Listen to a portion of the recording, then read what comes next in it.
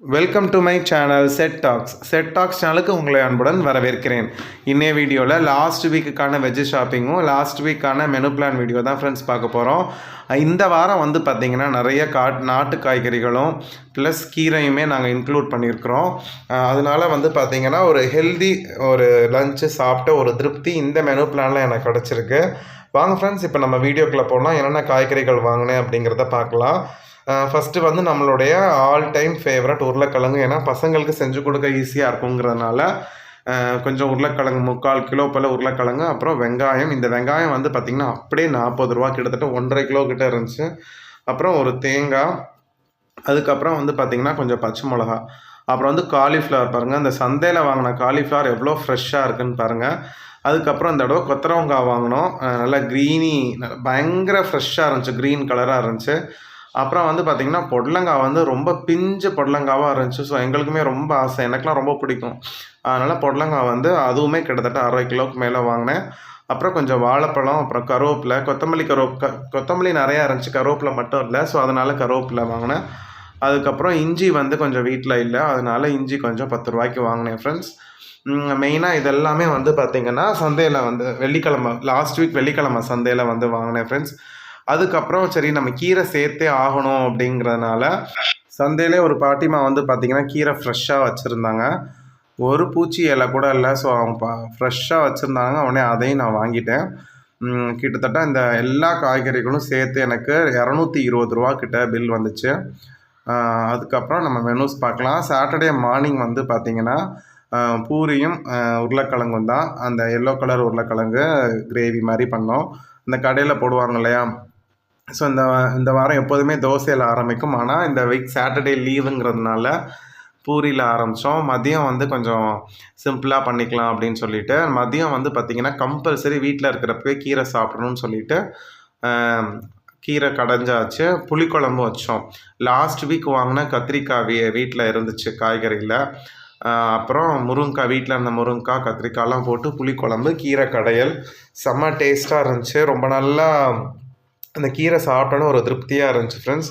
கீரை சாப்பிட்டிங்கனாலே நிறையா உங்களுக்கு சத்துக்கள் நிறையா, வெயிட் லாஸில் இருக்கிறவங்களுக்கு வெயிட் லாஸ் ஆகும், ஹெச்பி இன்க்ரீஸ் ஆகும். ஸோ அதனால் வீக்லி ஒன்ஸ் அது கீரை சேர்த்துக்கணுங்கிற முடிவுக்கு வந்தாச்சு. நைட்டு வந்து பார்த்திங்கன்னா இட்லி, கொத்தமல்லி சட்னி. கொத்தமல்லி வந்து லாஸ்ட் வீக் வாங்கினதே அவ்வளோ இருந்துச்சு. ஸோ அதனால் சட்னி போட்டுடலாம் அப்படின்னு சொல்லிட்டு சூடாக இட்லி, கொத்தமல்லி சட்னி போட்டாச்சு. எதுவுமே ரொம்ப ஃபில்லிங்காக இருந்துச்சு.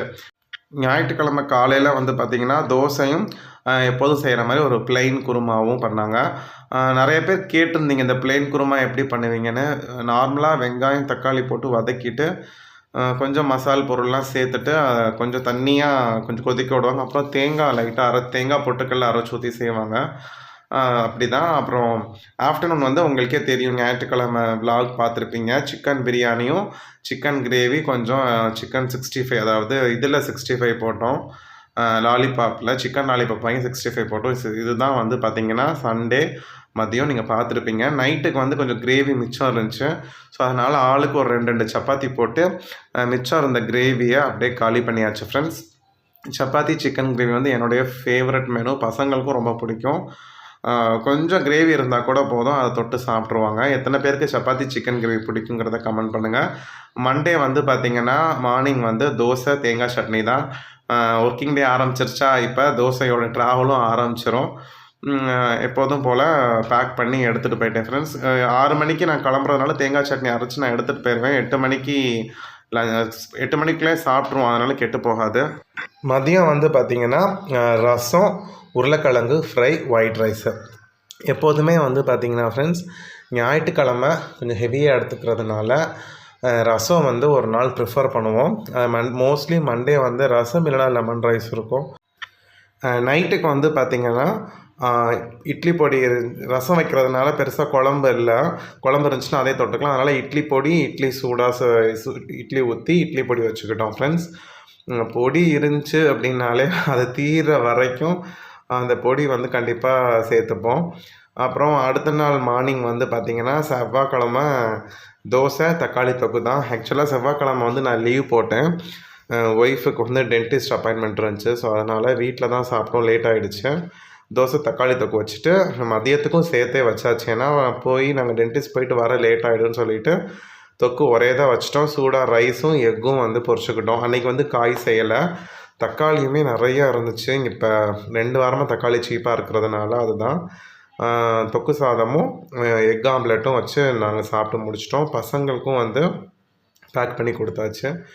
நைட்டு வந்து பார்த்திங்கன்னா தோசை கொத்தமல்லி சட்னி. ஏன்னா மல்லியும் நிறையா இருக்குன்னு சொன்னேன் இல்லையா? ஸோ ஒரு விஷயம் நிறையா இருந்துச்சு அப்படின்னா அது கெட்டு போகிறதுக்கு முன்னாடி ஏதாவது ஒரு டிஷ்ஷை பண்ணிடணும்.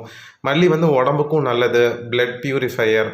அதனால் வந்து பார்த்திங்கன்னா என்றைக்கெல்லாம் மல்லி சட்னி சாப்பிடணும் அந்த அளவுக்கு ரொம்ப ஃபில்லிங்காக இருந்துச்சு. க்ரீன் லீவ்ஸ் இல்லையா? அடுத்த நாள் வந்து பார்த்திங்கன்னா சாம்பார். தோசை சாம்பார் தான். உங்களுக்கே தெரியும், செவ்வாய்க்கிழமை வந்து அவங்களுக்கு முடியல அப்படிங்கிறதுனால தான் அன்றைக்கி தொக்கு செஞ்சாச்சு. அடுத்து கொஞ்சம் புதன்கிழமை வந்து பேக் டு சாம்பார் வந்துட்டோம்.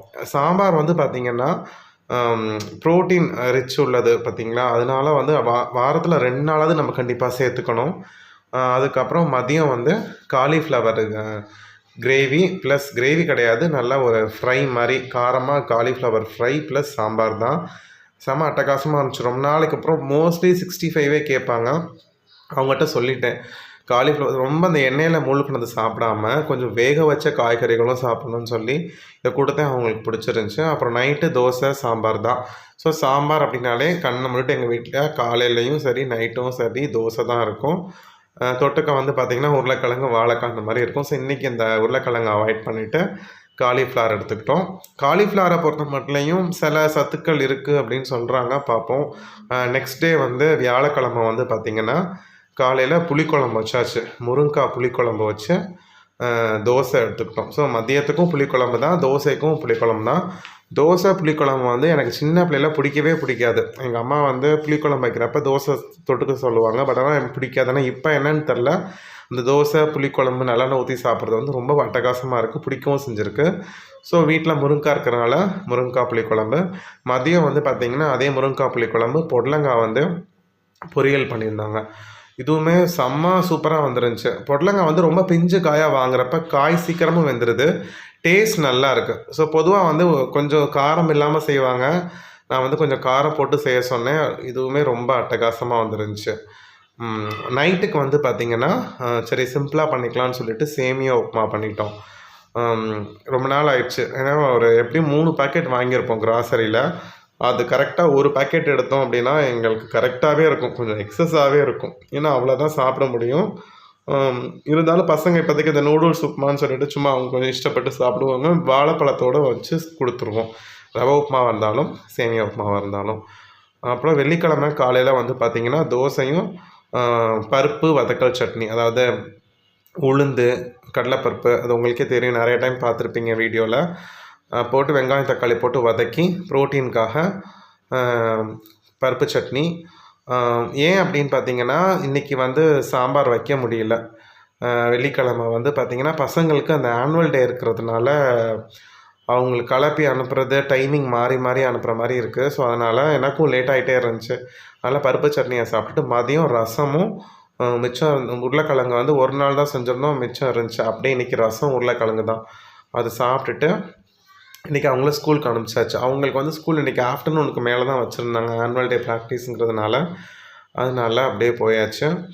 நைட்டுக்கு வந்து பார்த்திங்கன்னா தோசையும் இட்லி பொடியும் வச்சு வெள்ளிக்கிழமையோடு இருந்த காய்கறிகளை முடிச்சிட்டோம். ஆக்சுவலாக பார்த்திங்கன்னா கொத்தரவங்க மிச்சம் இருக்குது, அதை நாளைக்கு செஞ்சுருவோம்.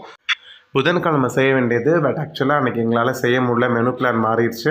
அதை நாங்கள் வேஸ்ட் பண்ண மாட்டோம். அப்படியே காய் ஃப்ரெஷ்ஷாக இருக்குது. சாட்டர்டே வச்சு கொத்தரவங்க முடிச்சிடணும். ஸோ இன்றைக்கி சந்தைக்கு போக முடியல, பார்ப்போம். நெக்ஸ்ட் வீக் மெனு பிளான் என்னங்கிறத நான் நெக்ஸ்ட் வீக் பார்க்குறேன். ஃப்ரெண்ட்ஸ், வீடியோ பிடிச்சுன்னா லைக் பண்ணுங்கள், ஷேர் பண்ணுங்கள். அடுத்த வீடியோவில் பார்க்கலாம். Bye friends.